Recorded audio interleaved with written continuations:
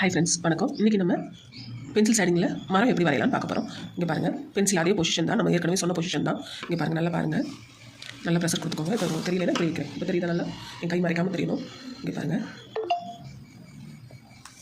இப்போ இதில் பார்த்தீங்கன்னா கீழே ஒல்லியாக இங்கே தடிமனாக வந்துருச்சு. ஏன்னா நான் பென்சிலை வந்து ப்ரெஷர் கொடுக்கும்போது ஃபுல் இது வச்சு ப்ரெஷர் கொடுக்கலாம். அதனால் கீழே ஒல்லியாக இங்கே தடிமனாக வந்துருக்கு. இதில் வந்து எப்படி வரணும் அப்படின்னா, கீழே வந்து தடியாக இருக்கணும். மேலே போக போக நமக்கு தெரியும், மரம் வந்து கீழே நல்லா தடியாக இருக்கும், மேலே போக போக ஒல்லியாக பண்ணி பாருங்கள். இப்படி நல்லா ப்ரெஷர் பண்ணிக்கோங்க.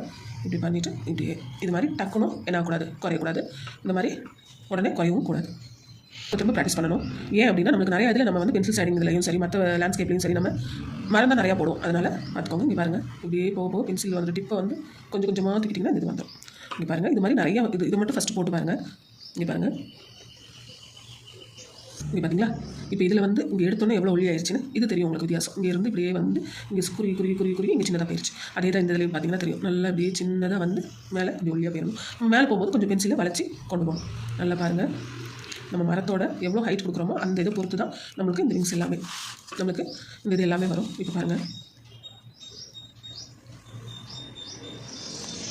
இங்கே வந்து இவ்வளோ இதாக இருக்குது. இது இன்னும் கொஞ்சம் நம்மளுக்கு இப்போ இதை முதல்ல நீங்கள் போட்டு பார்த்துட்டு அதுக்கப்புறமா நம்ம இதை வந்து ஷேடிங்கில் மாற்றும் போது நம்ம என்ன செஞ்சுக்கலாம், இப்படி கொஞ்சம் கொஞ்சமாக குட்டியாக மேலே கொண்டு போய்க்கலாம்.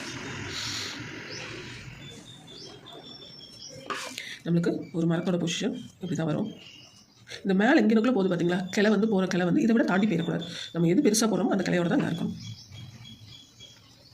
இப்போ இந்த இது வந்து பார்த்திங்கன்னா எவ்வளோ ப்ராடாக இருக்குன்னு பாருங்கள். இது இவ்வளோ குட்டியாக இருக்குது, இது பெருசாக இருக்குது, இந்த மாதிரி இருக்கக்கூடாது நம்மளுக்கு. சரியா? இப்போ இது பார்த்திங்கன்னா கரெக்டாக இருக்கும். இந்த மரத்தோட இதுக்கும் இந்த மரத்தோட கிளையோட இதுவும் ஒன்று போல் இருக்குது பார்த்தீங்களா, இப்படி தான் இருக்கணும். இதை விட இது பெருசாக, கிளையை விட மரத்தோட நடு தண்டை விட கிளை வந்து பெருசாக இருக்கக்கூடாது. அதே மாதிரி இதில் சைடில் வரதும் பார்த்திங்கன்னா நம்மளுக்கு இங்கே பாருங்கள், இப்படி சின்னதாகவும் வந்துடக்கூடாது. இந்த இதில் இருந்து போடும்போது நம்மளுக்கு அதே சைஸுக்கு கொஞ்சம் இப்படி விடும். ஓகேங்களா? இப்போ மேலே போடுற கிளை வந்து இதை தாண்டி போயிடாமல் பார்த்துக்கோங்க. இப்போ இந்த பக்கம் பாருங்கள்,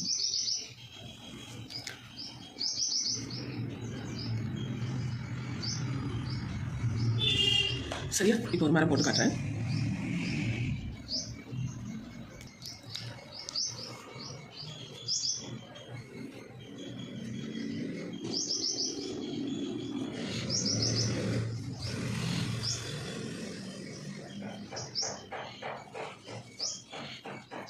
இப்போ இது வந்து நமக்கு டார்க்னஸ்.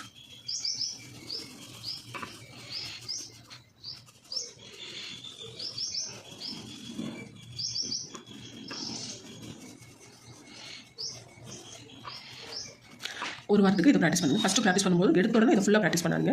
இந்த நடு தண்டு இதை வந்து முதல் நிறைய போட்டு பாருங்கள். இது வந்து கரெக்டாக வந்தால் தான் நம்மளுக்கு இங்கே கிளை போடும்போது நம்மளுக்கு சரியாக ஒன்று போல் வரும். ஓகே ஃப்ரெண்ட்ஸ், தொடர்ந்து இது மாதிரி பென்சில் ஷேடிங் கற்றுக்கிறதுக்கு வீடியோஸ் பார்க்குறதுக்கு நம்ம சேனலை சப்ஸ்கிரைப் பண்ணிக்கோங்க. நன்றி, வணக்கம்.